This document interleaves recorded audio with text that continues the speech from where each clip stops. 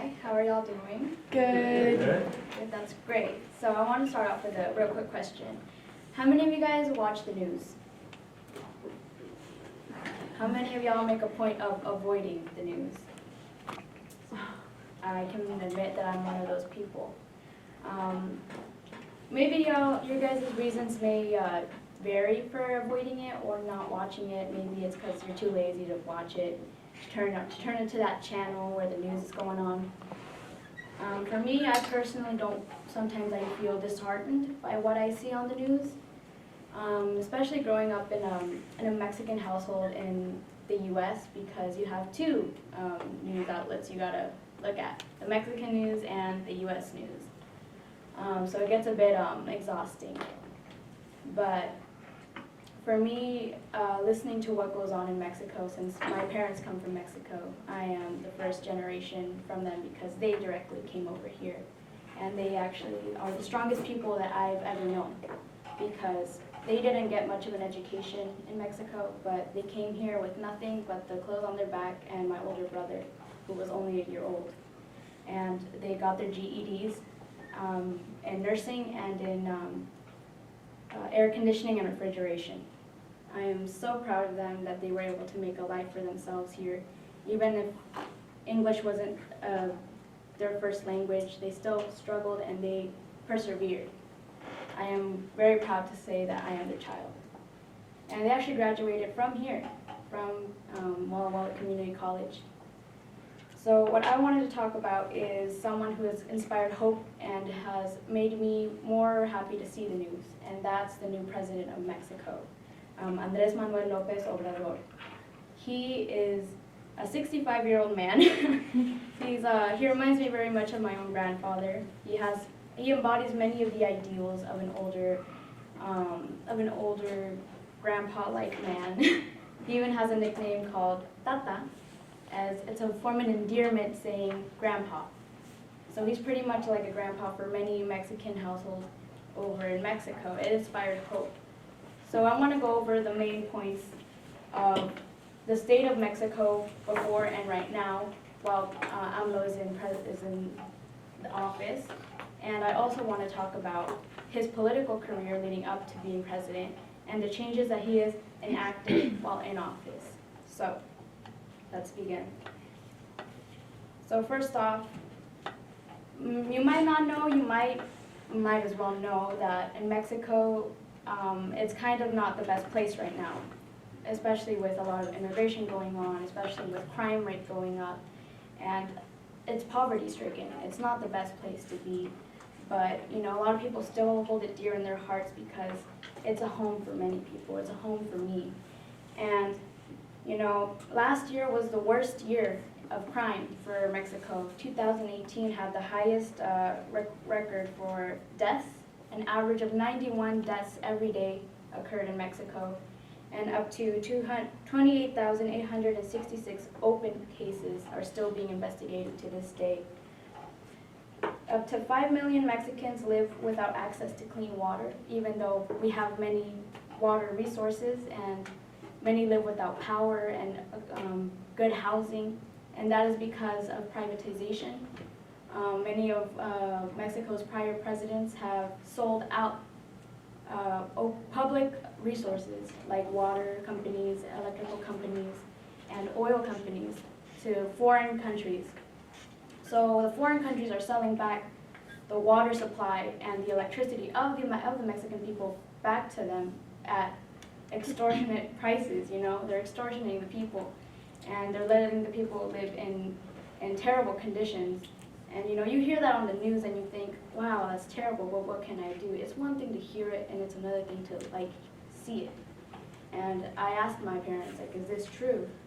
Do you personally have experience in this? And they told me that it is very true. My dad would tell me stories of him waking up at the butt crack of dawn to go fill up a gallon of milk. And on his way, he would walk a few miles, and he would see corpses along the way of men who would just die on their way home. He said it was a common occurrence.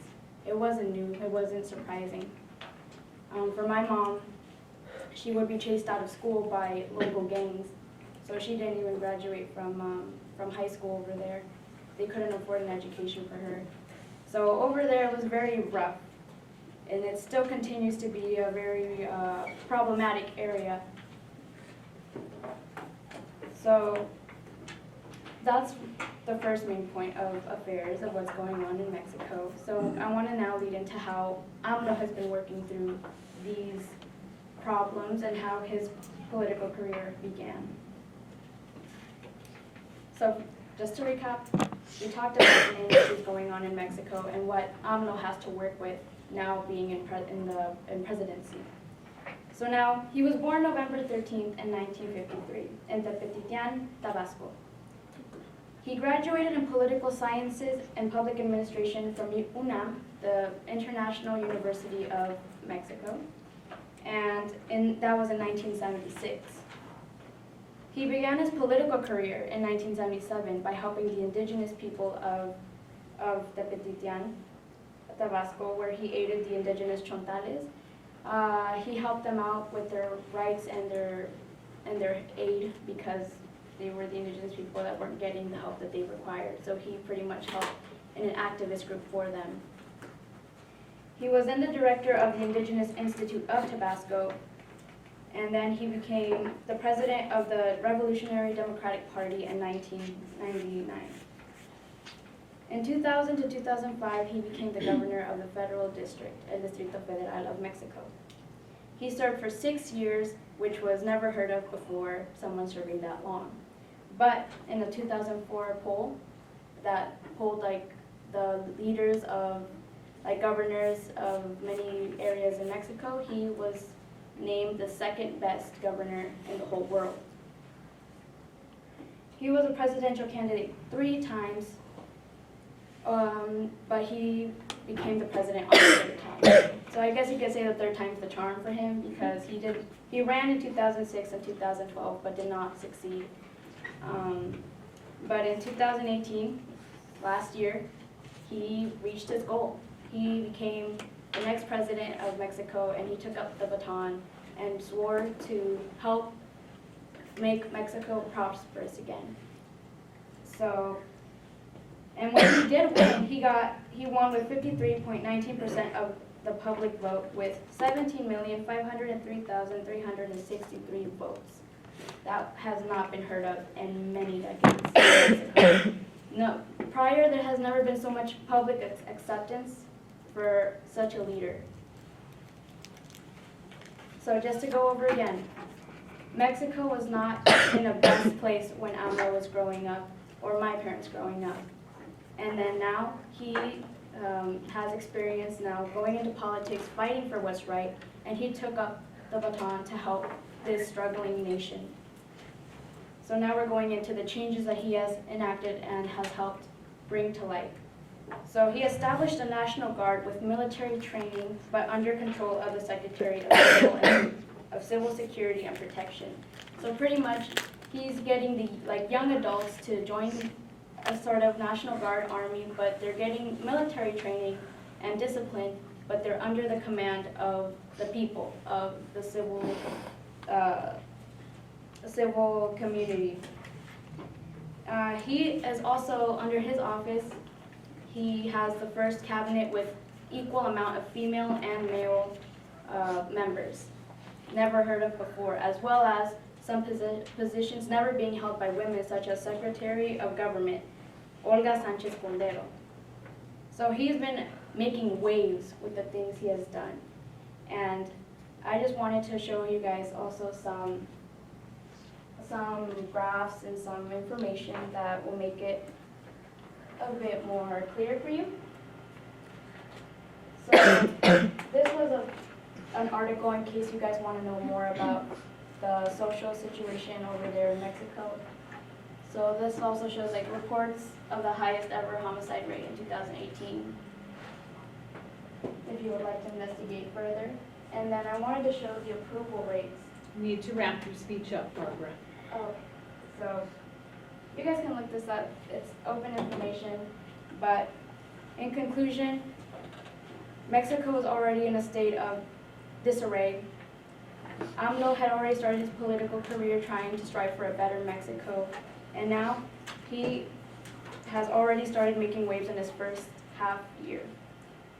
So, I wanted to finish with a quote. No me falta valor, no soy cobarde ni timorato, sino que actúo por principios. Creo en la política que, entre otras cosas, se inventó para evitar la confrontación y la guerra. Saying that I do not lack valor, I am no coward. I am not weak-willed, but I follow principle.